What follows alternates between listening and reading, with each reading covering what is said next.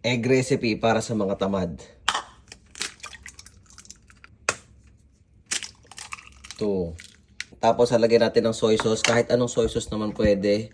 Pero ito ang ating ilalagay na uwi namin to galing Japan, binigay sa amin.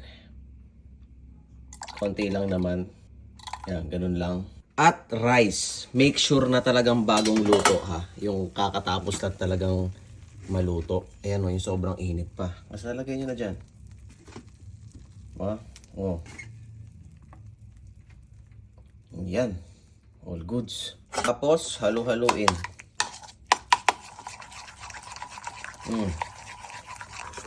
Yan. Pagkatapos halu-haluin ng ganyan.